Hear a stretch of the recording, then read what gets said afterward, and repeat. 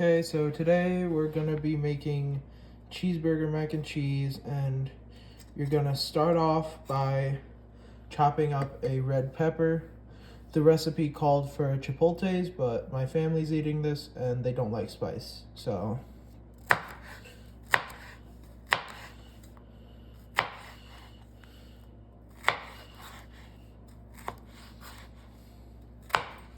you're gonna want to cut up about 2 tablespoons of pepper.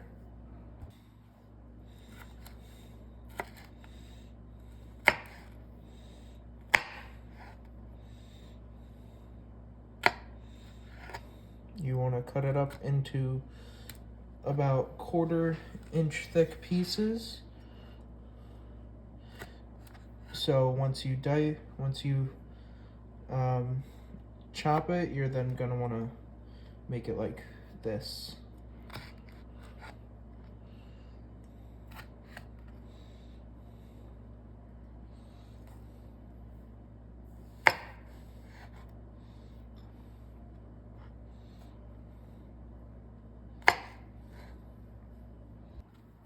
Any leftover ingredients should be chopped up and put in a Ziploc bag for later. After dicing up the peppers, you're going to want to take a can opener and open up your can of tomato paste, and you're going to need 3 tablespoons of that. Now with your can open, you're gonna take out 3 tablespoons and put it in your ingredients bowl. This is gonna make the marinade that the beef's gonna sit in.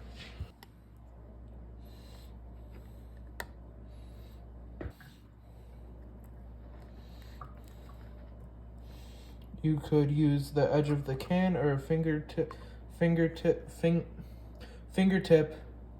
to level off the tomato paste, like so.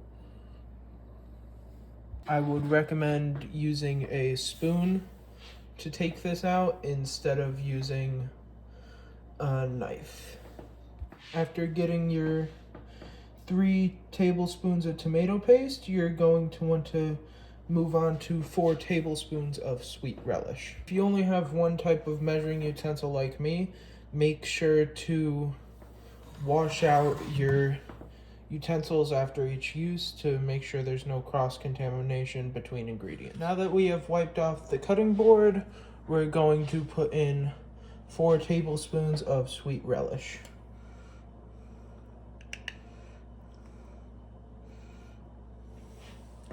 Doesn't have to be exact, as this is just a for fun recipe. There's number 2.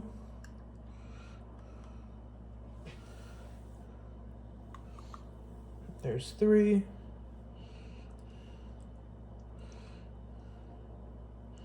And there is 4 tablespoons. Now you're going to want to put in a tablespoon each of onion powder, garlic powder, black pepper, and oregano. This is the garlic powder. This is the oregano. It's a little low because I spilled some in while putting it in the tablespoon. Here is the black pepper. And this is the onion powder. Now you're done with your tablespoon.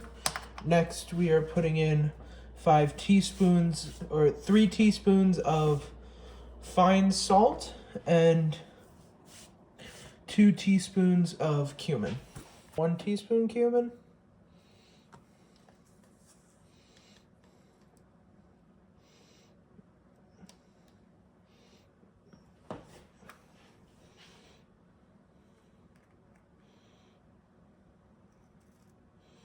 Two teaspoons cumin. Now close up the bottle because it's a brand new bottle. Now we're gonna put in our salt. So we're gonna do, whoa, there's a big chunk there. 1,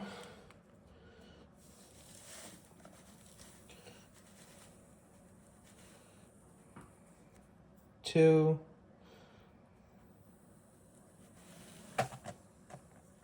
3. and then 3. Now you're going to want to mix this together with a spoon or fork and put it in your crock pot, because this is the marinade for the beef. After mixing your marinade, you're going to want to chop up the onion, chop off the top of it, the stem, and then the butt. I'm going to be getting help from my grandmother to kind of chop up this onion with a dicer. But if you don't have a dicer or a loving grandma, you can use a knife to dice it up. My grandmother has told me I should be the one cutting it up, so I will be. I'm gonna cut the onion. I cut it into quarters already, but now I cut it in half.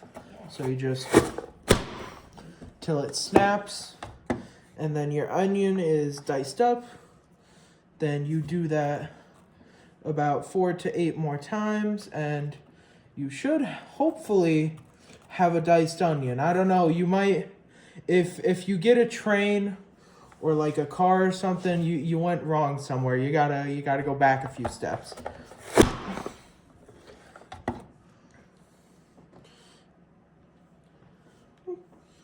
Almost forgot to cut that one in half again.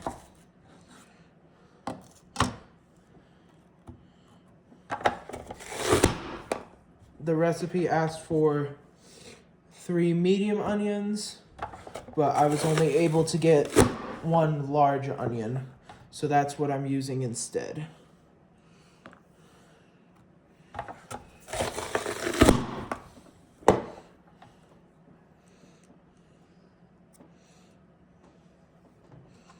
Oof. These onions can make you cry something real bad.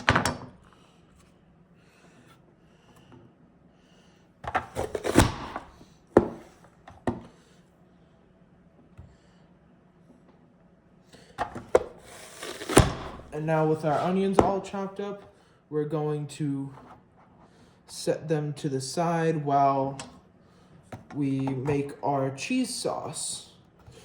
While making the cheese sauce, after making the cheese sauce, we're going to saute the onions in a bone broth with optional soy sauce, only just a dash though, and I've decided that I'm gonna do that so I can be somewhat original to the recipe. So this is for the cheese sauce, and for this part of the recipe you're going to need 800 grams or 24 ounces of 2% cottage cheese, 5 ounces of extra sharp cheddar, and 4 ounces or 125 grams of American. But I decided to go with Mexican blend instead because they didn't have shredded American cheese. So first what you're going to want to do is dump in your 1 container of cottage cheese. Yum. Oh, that's thick. Oh, she just don't want to come out, huh? Alright, I might need to get a spoon to get this out.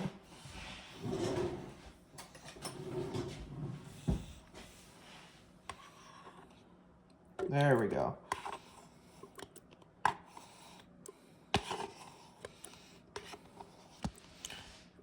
And then you're going to want to use about a quarter of the next container, if even. You're going to use about 1.5 cups of the second container. Grandmother kindly asked that I put a liner in the crock pot for this. If you have a crock pot, you can also just spray the inside instead, but using a liner is a good way to do it.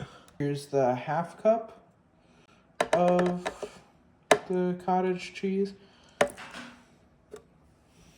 little bit got stuck.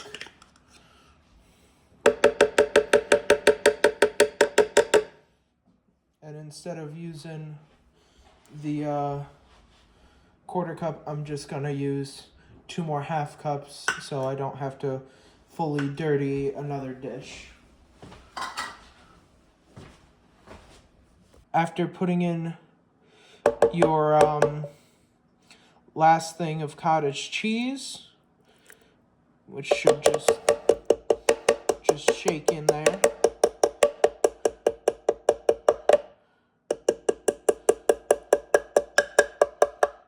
Yeah, that's all of it. After putting in your cottage cheese, you're gonna want to put in 10 tablespoons of sharp cheddar. I tried to find a way to convert that into cups, but I couldn't. So if you want to, at this time, you can put in your marinade as well as a entire can, not drained, of 28 ounces diced tomatoes.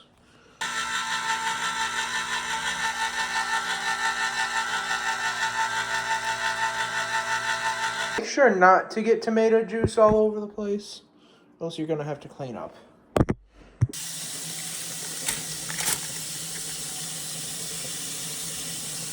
The entire can, hopefully for you, for me it emptied very easily. So if you want to, since it's like halfway through, you should probably start putting some dishes in the wash. It'll make life a lot easier. Okay, now we're gonna put our cheeses in. I'm gonna do 2 things of a 1/8 cup for the sharp cheddar, or maybe 3. I don't know, I'm just going as I go here. The cheese should be blended till it's about a smooth texture.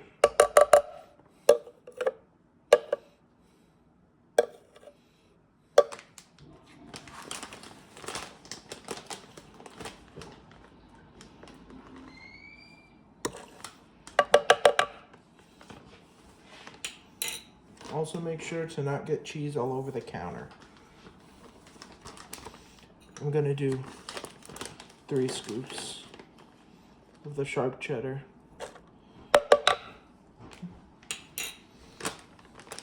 Oh, you also need to do 250 milliliters of milk, which, hold on 1 second. So you're gonna wanna do 1 cup of milk into the blender as well. Now we're gonna do the Mexican cheese. Okay, now we're gonna add our last cup of American cheese. Not American, Mexican. Because I decided not to do American because they didn't have shredded American.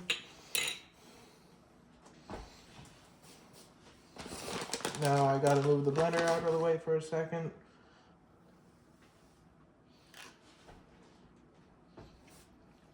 Now that your blender's out of the way, you're gonna wanna pour in your 1 cup of milk. There's 1 cup. Now you're gonna wanna pour that in your blender. So let's bring the blender back over.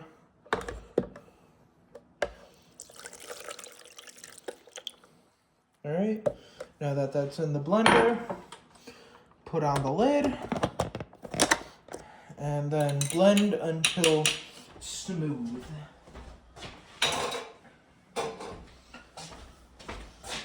Now, because it's a little bit too light of a consistency, I'm gonna add a bit more cheddar.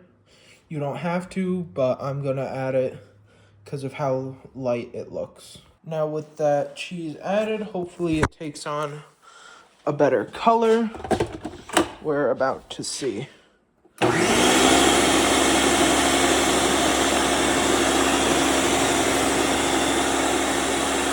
Cheese gets stuck to the top or to the lid or sides of the blender, use a scraper to scrape it down. But should blend better now. Now that you have your cheese blend ready, you're going to want to put it in the fridge until you're ready for it, because for now we're gonna start on the onions. Now what you're gonna want to do is wait for your oven to heat up and cook your onions on medium-high heat until all the water in them evaporates.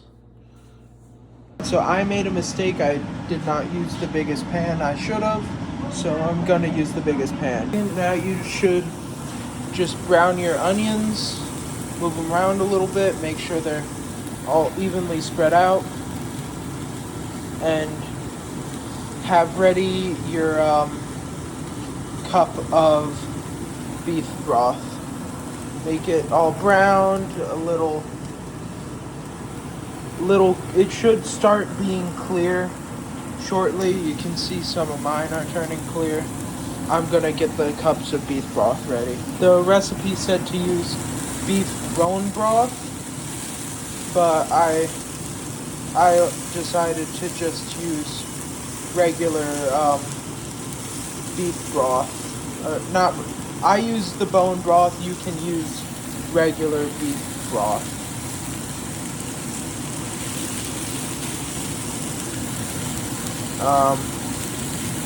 They're cooking. You can see it's mostly brown, so I'm gonna add in the broth right now actually. And you should probably turn down the heat to about halfway in the medium setting. So more towards the low. Easily add it because it can splash back at you.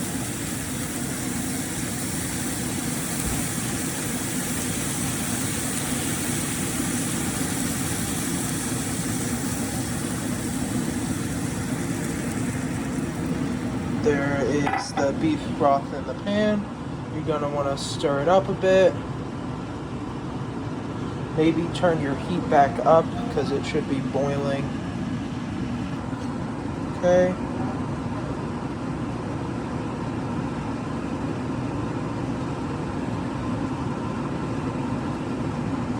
Now you just gotta wait for it to evaporate. You can see kind of how cloudy the surface is.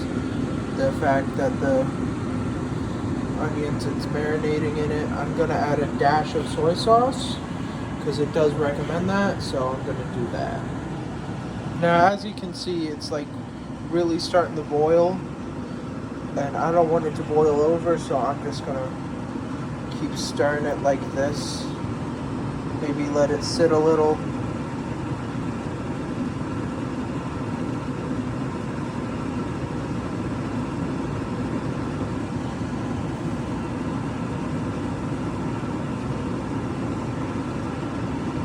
I also don't want it to encrust the pan, so this is going to take a bit.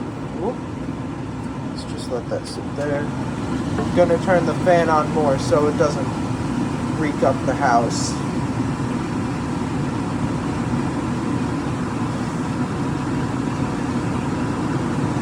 Once it gets down to about halfway, I should be good. I'm just going to check the recipe and make sure. You should turn it down until the liquid is completely reduced. And as you can see, it is starting to reduce here.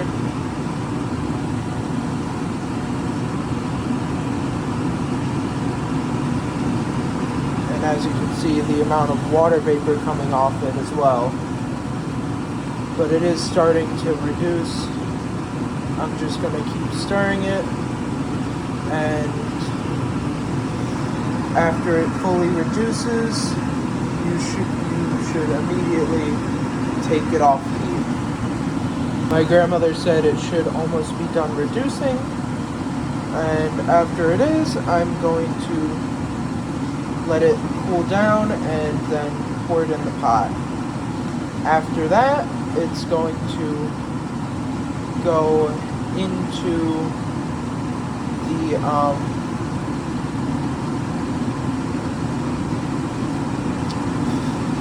after that, the beef's gonna go into it, and we're going to start cooking it on high for 2 to 3 hours.